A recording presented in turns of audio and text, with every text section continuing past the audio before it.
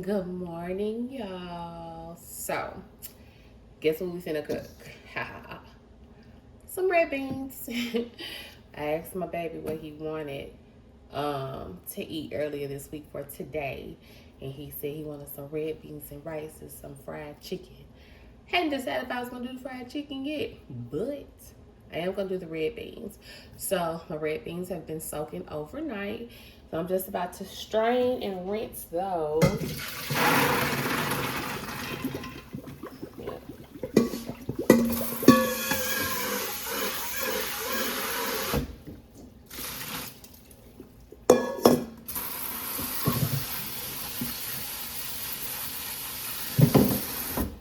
Yep. And then I'm going to put them in this double boiler because what I like to do with my red beans prior to seasoning them, I like to boil them just plain red beans for an hour, maybe an hour and 30 minutes by themselves. Which for me, red beans is always a Sunday meal, and I do it early in the morning where I'm not rushing. I can take my time because it's gonna take its time. And yeah, that's what I like to do. It helps go ahead and get that initial whatever it is that it's something that's in there that keeps it from thickening up, which is why a lot of times when people cook red beans and rice, they cook it all day long. And after cooking it all day long, that's when they finally thicken up. But I found out that for me, when I boil them just by themselves, plain, no seasonings. I do add a little salt, but none of the main seasonings for the final finished product. It comes out perfect for me every time, and them getting that creamy consistency on the juice from the red beans works out for me perfectly. So let's fill this pot up with some water.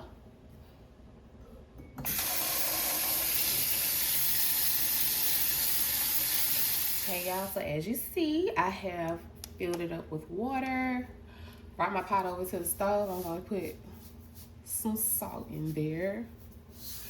And I'm going to turn the eye on medium heat.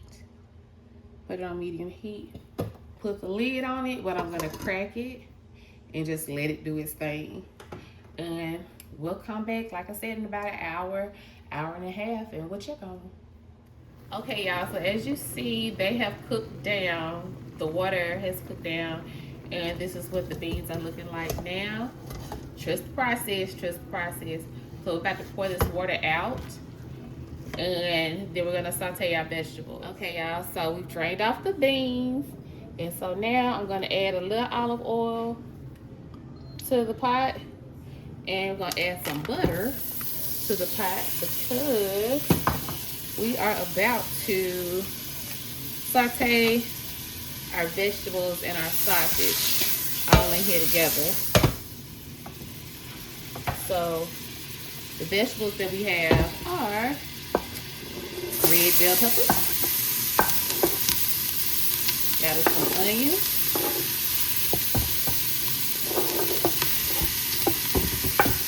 and we have original country pleasing sausage.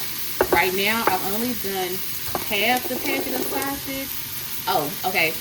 Also, the pepper, I did a whole red bell pepper. The onion, I did half of a large white onion. It was like really big, so technically that half could equal a full medium onion.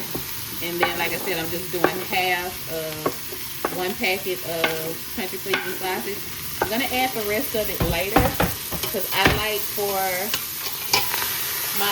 to have some whole pieces that haven't been cooked to death in my red beans. So that's the reason behind that. And here, most people wait until they have their liquid in their red beans to add the bay leaves. I'm gonna add mine now. This is 4, but they're all small, so I add mine now, and I saute it back and forth with the onion and bell pepper. Give it a chance to bloom and really wake it up. So, okay, so now that this is looking how it's looking, see, our onions and sausage and bell peppers are good and broken down just enough. We're gonna add over a tablespoon of minced garlic.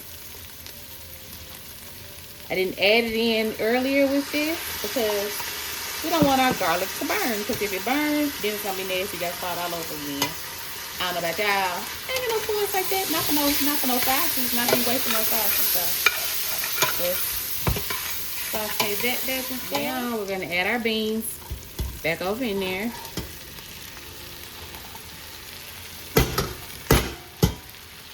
Okay. We're gonna toss that around as well.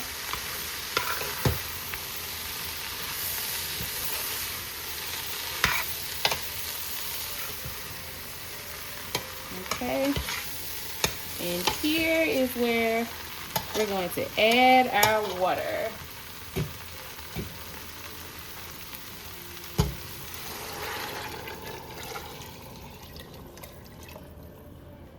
Okay, y'all, so now we've added the water and it's coming back to temp. Now is the time where we are going to season it.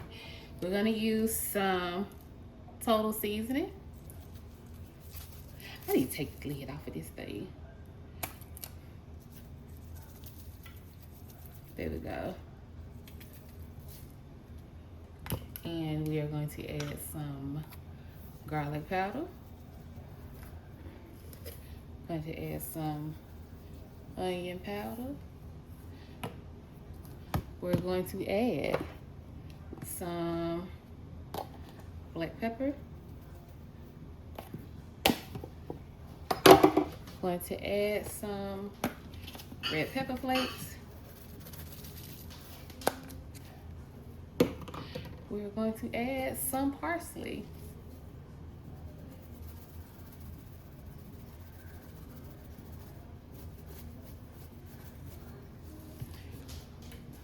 We are going to add some chicken bouillon.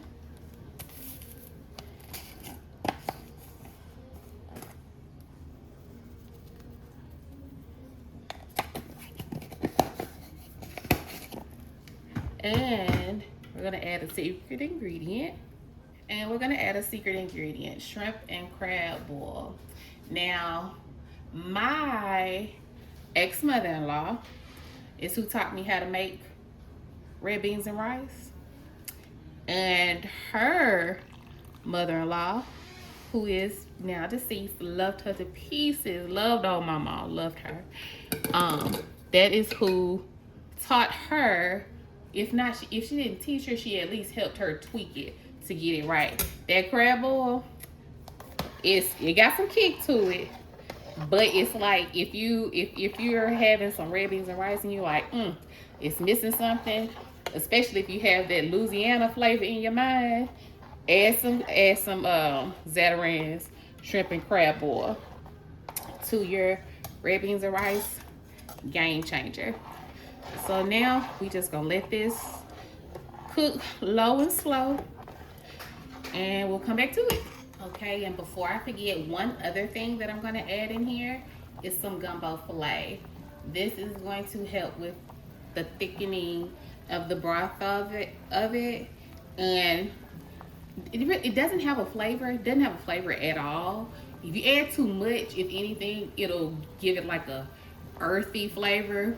That's why a little goes a very long way. So for this big pot that, like I said, is gonna cook down, we are going to add, come on. Okay, there we go. And that's it. There's plenty for this entire pot. And like I said, it's gonna cook down, and it's gonna cook down to the perfect consistency. I'll be back. Okay, y'all, so we are back. Our red beans have reduced like I said they would, And the consistency is perfect. As you can see, it coats the back of the spoon real good. I done already fried up some chicken. And I got the last batch of chicken frying right now. Frying in that liquid gold. It's gonna be so good. I can't wait, I can't wait, I can't wait.